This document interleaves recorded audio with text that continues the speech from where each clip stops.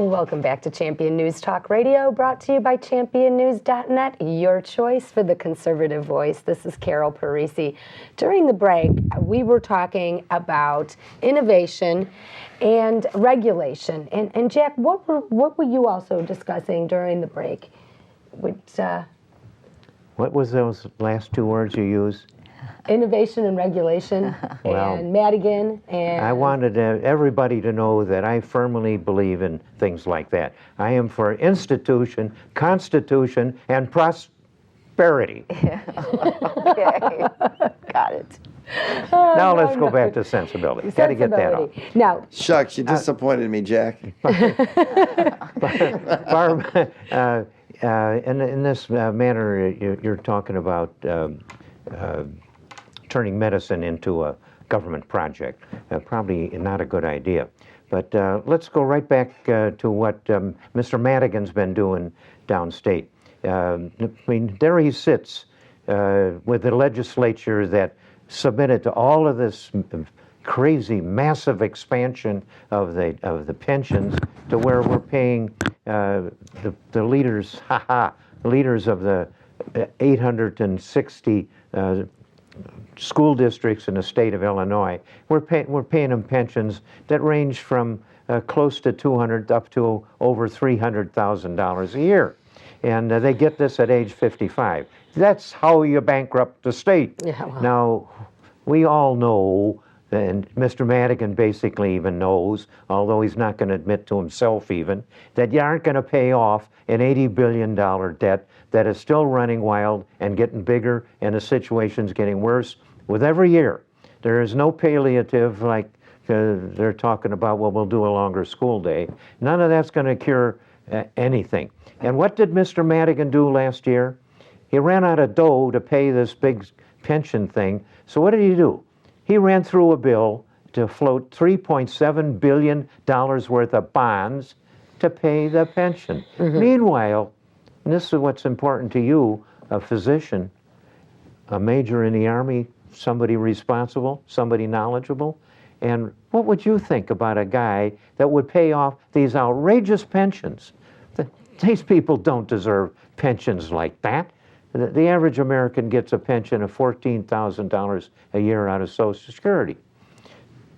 But what did he do? He paid off those outrageous pensions, and over here, he's got an equally large debt with Medicaid, which is running crazy too, badly managed. It isn't the doctors, it's the damn fools that are managing the system that, of course, has got a lot of graft in it.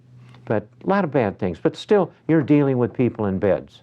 And what I find out outrageous is that he would spend $3.7 billion on the obviously crazy overpayment to teachers that damn well don't deserve them. It isn't teachers, it's administrators. And that's what we got there. And meanwhile, we ignore the mess that's running on with people that are actually in helpless positions. It seems to me you got to have a little sympathy for somebody laying in a public bed rather than somebody trotting off, spending their summers in France with these ridiculous pensions. well, can I ask... I've thrown you the ball. What would you think of that? How are we going to solve getting into a problem that's been allowed to develop to that level? You know, it's in every agency. I mean, I'll preface this with, as everybody knows, we need transparency, accountability, line by line, itemized, dime for dime. And that means every program, I think programs should have expiration dates. Medicine is becoming values driven. That is outcomes, you know, as to whether something is continued or not. The same thing with the government. These programs need to be reevaluated. They should have an expiration date if they haven't met any goal or have met some, you know, sustainable or good beneficial outcomes. Then they should either be just defunct, destroy them, or if they've done a good job, we can reenact them. But, you know, that's investigate, reform. Medicaid, there's a lot of fraud. I'm sure a lot of revenue can be hauled back in by just investigating people who are on the list that is not appropriate, people who are deceased, people who from, they come from surrounding states and they live in other states, they come here and get a physical once a year, and then they go back and they have, I read a big article about a guy down in Florida But they weren't treating anybody. He just had a storefront, and he sent in clever bills that the crazy administration year after year kept on paying. Multi-million-dollar scam. Waste, fraud, and abuse on the taxpayer dime. So what you're suggesting is performance-based governance. What a concept. Wouldn't that be novel? Imagine Yes, that. yes. What an idea. Almost sounds like free market or private sector, performance-based. Well, why would anybody, do I want to have a government bureaucrat deciding what to do with my lovely body? I don't think so. I want to talk to some doc. I want to go to Google and find out what my the dimensions of my particular ailment is, and go to a doctor that isn't afraid of some attorney suing him Right, if he defensive gives me a medicine. novel or intelligent treatment that isn't in the New England Journal of Medicine.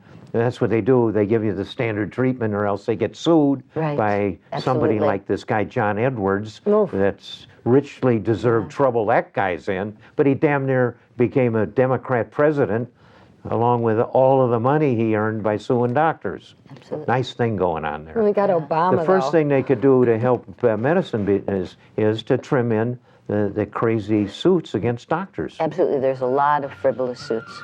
You know what? We're going to talk more about frivolity and lawsuits after the break.